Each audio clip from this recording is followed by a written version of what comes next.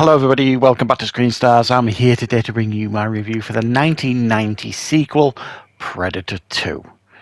The film is directed by Stephen Hopkins and it stars Danny Glover, Gary Busey. We have Kevin Peter Hall returning as the Predator, Ruben Blades, Maria Conchita Alonso, Bill Paxton, Robert Davi, Adam Baldwin. The film is set in... Well, at the time, it was set in the near future. It was set in, 1997? Los Angeles. It is a boiling hot summer. The streets are chaotic with violence and crime. And it's the perfect setting for a predator to return to Earth and use this city as its hunting ground. It focuses its energies on the gangs initially, the voodoo gangs, and then it shifts its attention to Danny Glover's character, Lieutenant Mike Harrigan, who is unhinged police officer, but is also very clearly the Predator's prime target. Slowly but surely, the Predator starts taking out the key characters in the city, including Mike Harrigan's friends and partners, and he vows to take down this creature. Right, what are my thoughts on Predator 2? Well, a couple of weeks ago I reviewed the original Predator on the channel. For me, it's one of my favourite films of all time for a lot of different reasons. It's just a fantastic film. Predator 2 is, I think, a film that has aged actually very well, in a sense of it's actually quite a good film in a lot of ways. But at the time when it came out, there was definitely an air of disappointment with the film. Me personally, I was distraught, if you like, that Schwarzenegger wasn't returning to the franchise at the time.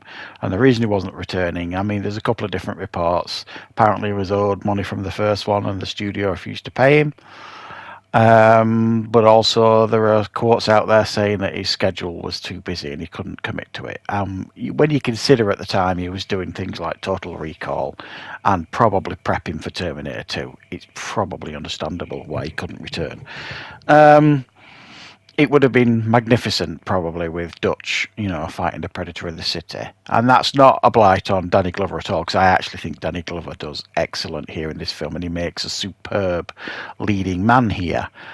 And he does very, very well here in the film. And he's surrounded by a lot of character actors that bring a lot to the film as well, such as the legendary Gary Busey. Ruben Blades, who I've always been a big fan of Ruben Blades. He always does fantastic characters in films. And the brilliant Bill Paxton, who is one of the few actors that have been killed by a Terminator, a Xenomorph, and a Predator. I think there's only about 2 or 3 other actors that's happened with, like Lance Henriksen, Michael Biehn, somebody else, but the name escapes me. And they all bring, some wonderful moments to the film. You've got Bill Paxton, who for the most part is like the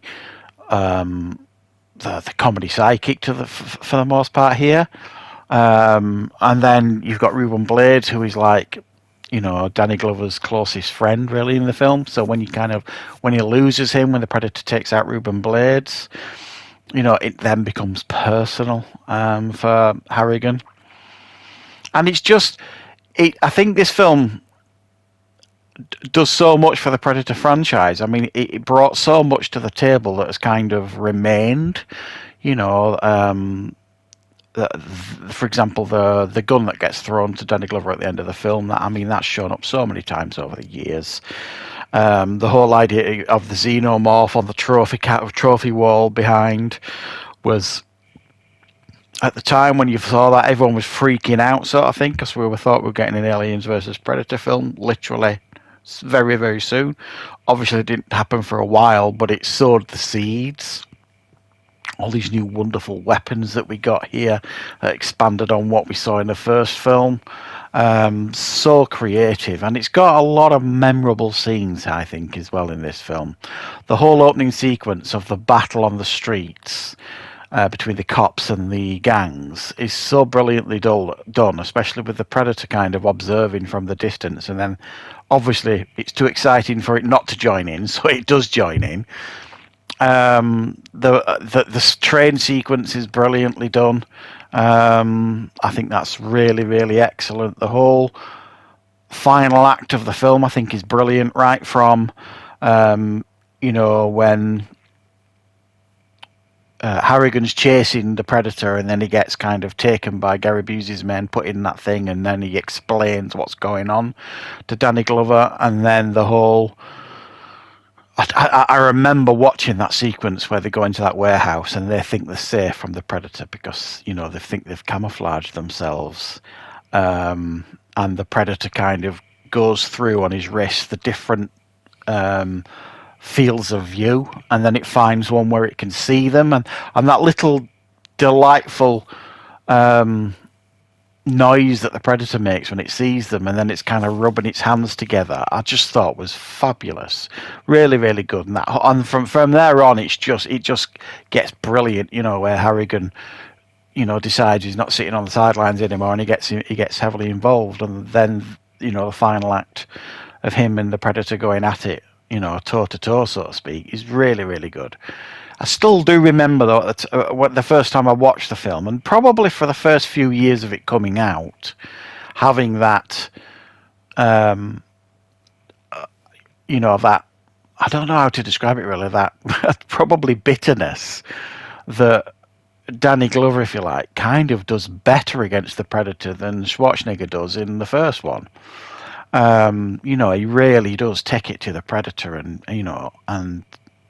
it's almost like an equal battle almost at the end, the final sequence. But watching it now, like years later, and you kind of look at it and you just think it's just so well put together. I think Stephen Hopkins did a brilliant job directing this. John McTiernan, at the time when this came out, his price had shot up after Predator and Die Hard. He was very much in demand, so they didn't want to kind of pay what he was asking. That's probably part of the reason why they didn't want Arnie back as well. Maybe, they knew they'd have to really bump up his asking price, sort of thing, and they wanted to kind of keep the budget to a reasonable level. So, I think sometimes when people go through the Predator franchise, I think this can kind of get overlooked to some degree. I think a lot of people kind of dismiss this one. But in actual fact, it's a very, very strong Predator film that has got so many elements in it that, like I say, have added so much to the Predator lore over the years. And it's so well filmed, and it's got some great action sequences in it and some very memorable characters. And the whole city hunter Predator thing just, I think, works so well, and we've not seen enough of that, I don't think, over the years. A Predator, hunting in a city. I think it's a very, very good Predator film. It's not at the same level as the first one, but, that's understandable. The first one was, I think, just so superb and crafted so masterfully, it would be very, very hard to recreate that. But it was the right choice to move Predator to the city. They were kind of tipping the hat to the whole concrete jungle, like storyline from the comics, sort of thing. It's just a shame maybe they didn't. They couldn't bring Arnie back, or even like bring his brother back, who we meet in the comics. That would have been great if they could have had him in the film, sort of thing. But I keep saying, it'd have been great with this and it'd have been great with that. But it's a very good film anyway. That I do think has aged very, very well. Apart from the whole, at the time it was set in the future, whereas now it's way in the past, sort of thing. So yeah, while I do remember the first time I watched it and I was a bit disappointed, it is a film that has massively grown on me over the years, and I do think it is one of the strong entries in the Predator franchise. And I don't think sometimes enough respect is put on the name of this film. So, yeah, I really enjoy this one. I really enjoyed revisiting it for this review, and I will be rewatching Predators and doing a review for that one on the channel very, very soon. So I shall see you for that.